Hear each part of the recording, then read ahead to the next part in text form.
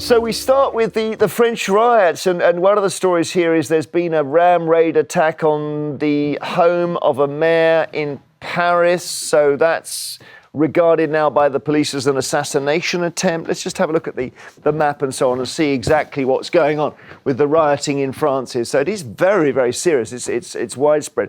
Started in the Paris area.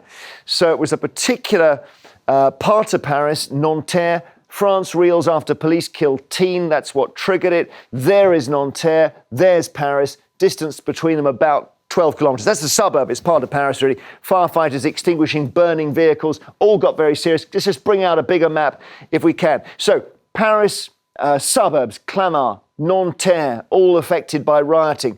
Viry-Châtillon, Aubervilliers. You can see this pockmarking of the Paris area, but it goes wider than that. So pull out here, and all the dots are places where they've had rioting around Lyon, Dijon, Strasbourg, Brussels, French residents of Brussels, Nantes, Bordeaux, Toulouse.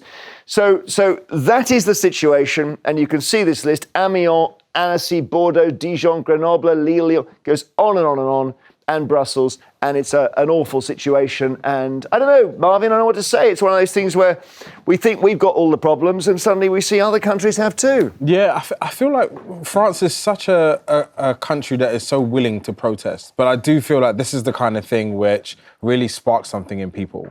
It makes people feel very unsafe when you feel that you're at a traffic stop, your life can be ended. And well, let's talk about that, really, because really the death of the teen, he was in a car and the car was stopped and he was shot. Yeah, and I feel like that part is what makes people particularly fearful and angry. It's because you want to be able to go about your life and interact with the government or interact with institutions and not necessarily feel your life is at threat. And I think for me, this has happened similarly in the UK with Mark Duggan, and a similar response was created also. I feel that there is a bigger issue at play, and there's a bigger frustrations at play, and it all comes out in these moments. But Tina, what do you think? You know France very well. One of the problems with this is that although we're always being criticised here about inclusion and diversity, France has had a huge influx from North Africa, particularly through the Algerian wars, etc. And they do have things, but they don't integrate. And so you've got these strong ghettos, and it's one of their own that's been shot. And that started. I don't think that's true, because if you go to France and if you speak to any black person and say that you're from Senegal, they say, no, I'm French. They're very, very clear about that. Nobody so inherently they are. No, I'm saying when you speak to migrants who are in France, and especially the work that I've done in there, and you speak to them about being French versus being with their country of origin, they definitively say that they are French, that they are part of France society, and they want to be a part of the. Don't they have though? They have strong ghettos.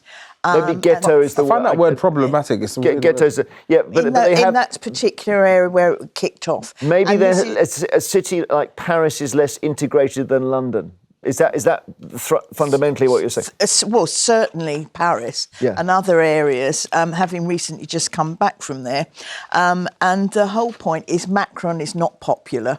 This is an excuse. I agree with you, the French, ever since they started chopping off heads, have always been one for riots and things, and it doesn't take much to set them off. But that's quite a long time ago when they started chopping off the heads. It's a long time ago, but memories are still long there. I mean, they still have Bastille Day celebrations.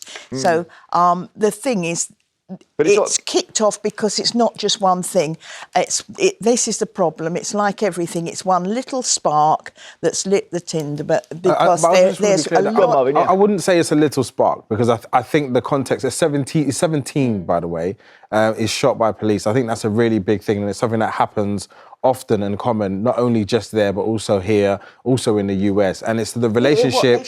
It's relationship. Yeah, they do. Well, Mark Duggan is a perfect example. And so the relationship, he didn't have a gun. The gun was never found. The relationship between the police and the people that they're policing has always been problematic, and it does need to be improved, and it needs to be something that's very intentional. They seem to be more trigger happy, the French. They got more guns, the police. No, I don't think it's even that. I think it's about how we police people that aren't a part of the majority, and I think the relationship has been broken down over a very long period of time. And when big instances like this, it just triggers something in everybody to feel completely unsafe in the country. And I think it's something that needs to be looked at, because it will happen again. Okay.